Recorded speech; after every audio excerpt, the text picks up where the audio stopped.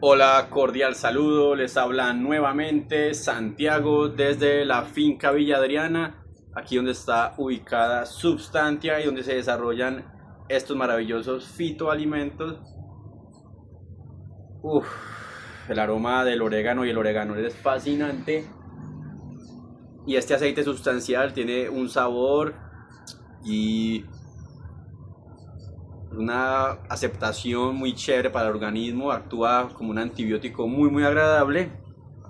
Y bueno, conectando con el último video, donde hablábamos pues del abuso de poder y del trato inhumano, vamos a continuar aquí otra lectura sustancial, otro libro muy fascinante, que esto es como una tesis postdoctoral que toca estar leyendo, que ayuda a entender mucho más como la historia de la ciencia a las personas que les gusta pues la parte científica, la literatura de este tipo. Es una lectura muy agradable, muy chévere.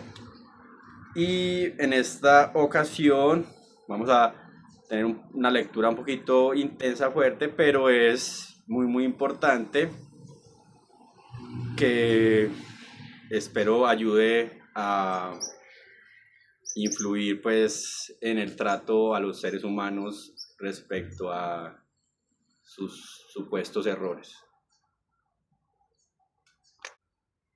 Esto lo leo también conectando con la parte de lo que hablaba sobre la igualdad, de que eso es como una lucha perdida, de que eso más bien lo entiendo yo ahora como una estrategia para que eso sea más fácil administrativamente, para ponerles el trabajo más fácil a todas estas partes de los abogados y la rama judicial y los que están ahí en la administración ejecutiva, porque claro, luego tratémoslos a todos como iguales y nos queda esto más fácil, que nos vamos a poner a juzgar el contexto de cada persona, si eso es mucho trabajo, como si no hubieran psicólogos de sobra, como si no hubieran profesionales para hacer ese trabajo. No, hagámoslo fácil, no digamos que todos son iguales y listo, eso, y que luchen por eso.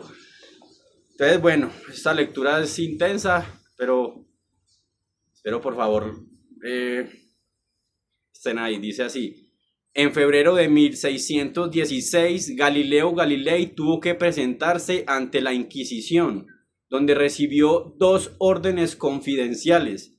Un documento firmado le ordenaba no sostener y defender el copernicanismo. Un documento sin firmar iba más allá y le ordenaba no sostener, defender ni enseñar el copernicanismo en ninguna manera, de ninguna manera.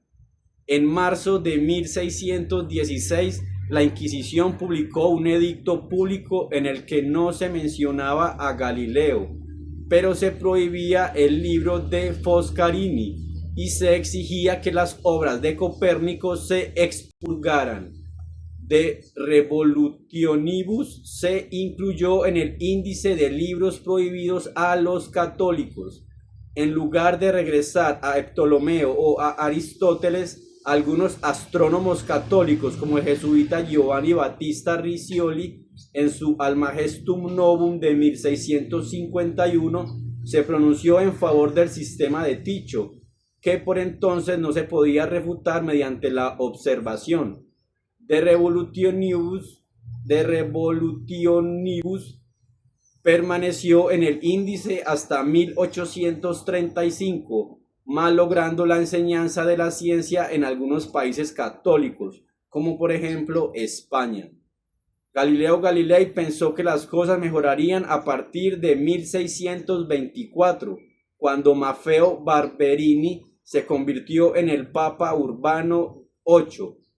Barberini fue un florentino admirador de Galileo, al que recibió en Roma y le concedió media docena de audiencias. En esas conversaciones Galileo le explicó su teoría de las mareas, en la que había estado trabajando antes de 1616.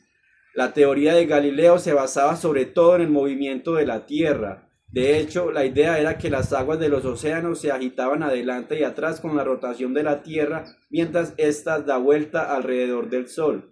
Durante este movimiento, la velocidad neta de cualquier punto sobre la superficie de la Tierra en la dirección del movimiento de esta en su órbita aumenta y disminuye continuamente. Esto pone en marcha una onda oceánica periódica cuyo periodo es de un día y, como ocurre con cualquier otra oscilación, hay armónicos con periodos de medio día, un tercio de día, etc.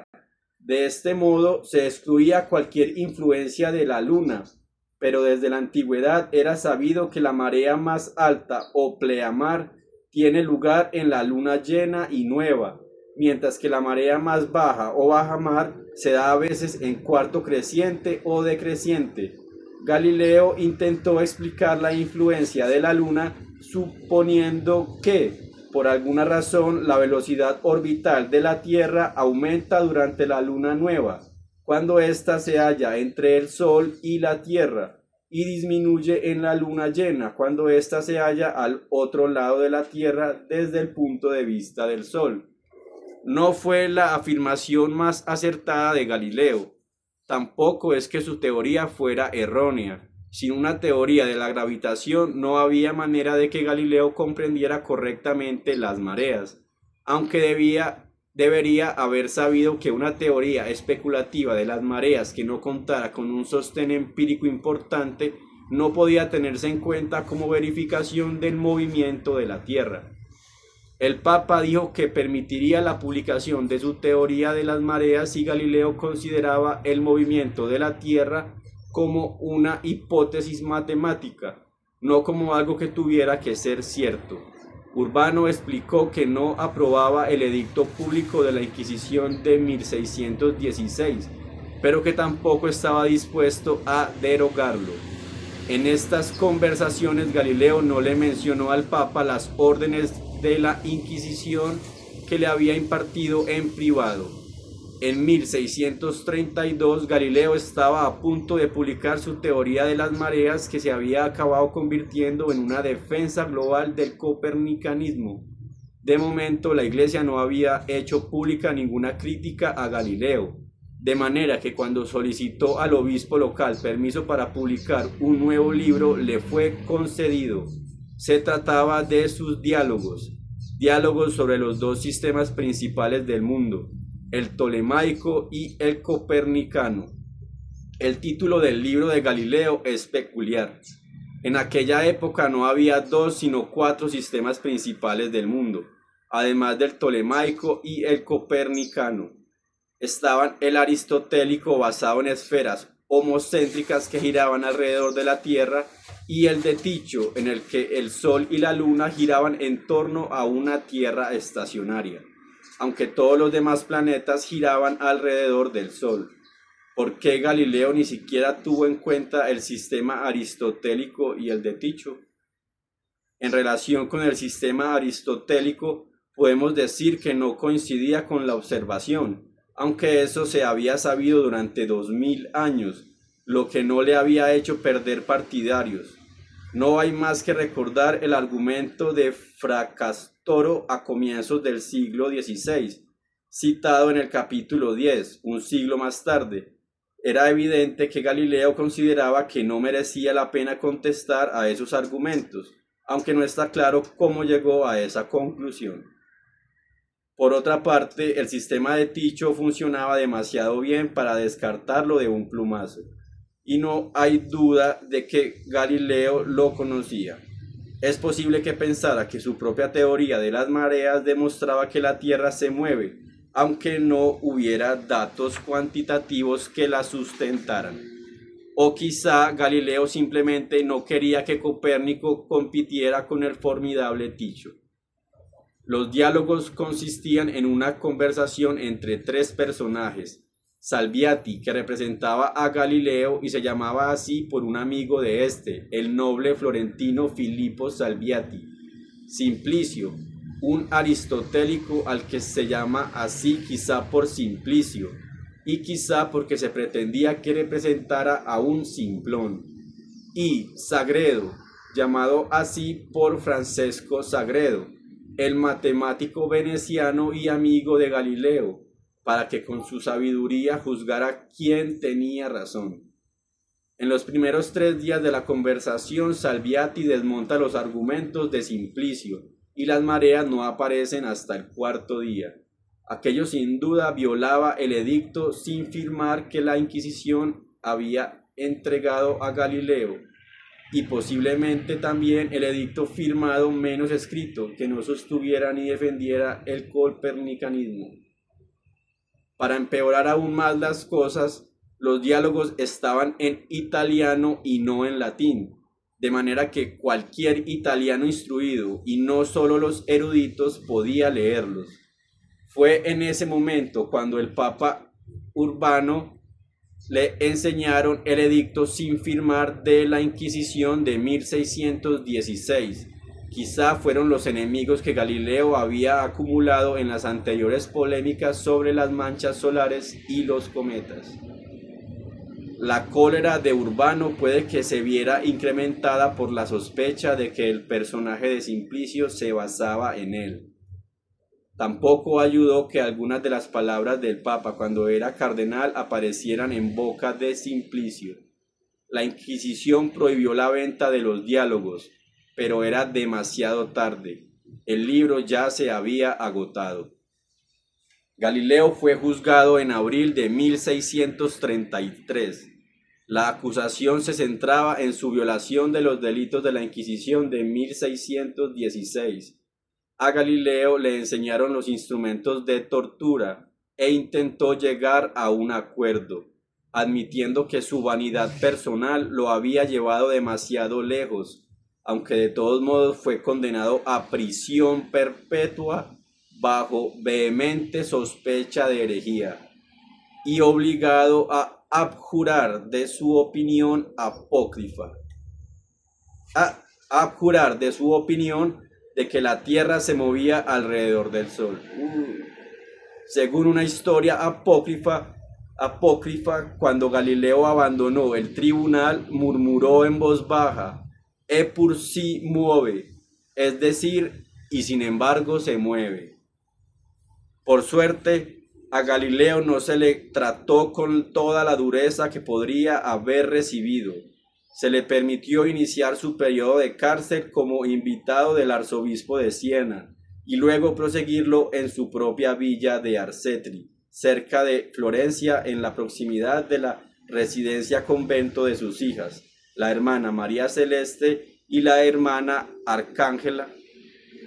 Como veremos en el capítulo 12, durante esos años Galileo pudo seguir trabajando en el problema del movimiento, iniciado medio siglo antes en Pisa. Galileo murió en 1642, mientras todavía estaba bajo arresto domiciliario en Arcetri. No fue hasta 1835 cuando los libros que, como el de Galileo, defendían el sistema copernicano, fueron eliminados del índice de libros prohibidos por la Iglesia Católica. Aunque fue mucho antes, la astronomía copernicana había sido ampliamente aceptada en casi todos los países católicos y también en los protestantes. En el siglo XX, Galileo fue rehabilitado por la Iglesia. En 1979, el Papa Juan Pablo II se refirió a la carta a Cristina de Galileo, afirmando que había formulado importantes normas de carácter epistemológico que resultan indispensables para reconciliar las Sagradas Escrituras y la ciencia. Se convocó una comisión para estudiar el caso de Galileo, que concluyó que, en su época, la Iglesia se había equivocado. El Papa contestó: el error de los teólogos de su tiempo, mientras mantenían la centralidad de la Tierra, fue considerar que nuestra comprensión de la estructura del mundo físico quedaba impuesta, en cierta manera, por el sentido literal de las Sagradas Escrituras. Entonces, bueno, ahí está también lo que es el fanatismo. ¿Cuánto se demoró la Iglesia para aceptar el error de que no, sí tenían la razón? No, esto se mueve como dijeron ellos y no es plana, y bueno, ese es el pensamiento físico, comprender los movimientos de los planetas, los fenómenos que suceden con las partículas. Pero entonces, Por eso es que la política y la justicia nunca va a ser una ciencia. Eso porque ¿cuándo va a haber ciencia si tratan a todos como igual?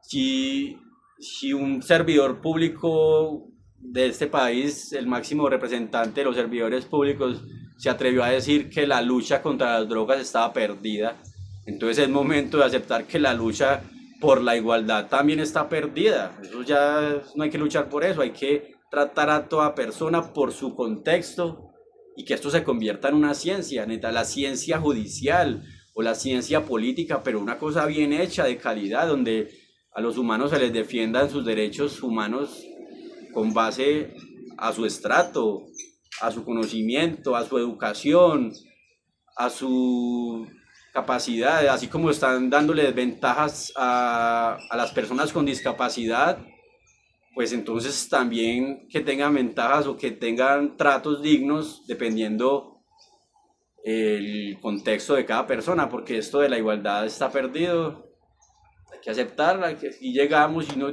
como llega, así casi siempre se muere, y es injusto que uno pague con la vida el conocimiento, por eso no sirve pensar, para qué crear si aquí ya hay unas leyes que los tratan a todos por iguales, entonces aquí uno nunca va a hacer algo diferente y los que van a estar mandando siempre son los que tienen eso allá manejado de que todos somos iguales, iguales y luchen por la igualdad y ministerio de igualdad y todo.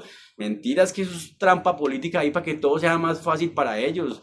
Necesitamos estrato independiente, que eso es una ciencia. De resto es un juego ahí, es como la universidad de los adultos, ahí para que tengan sexo y se diviertan.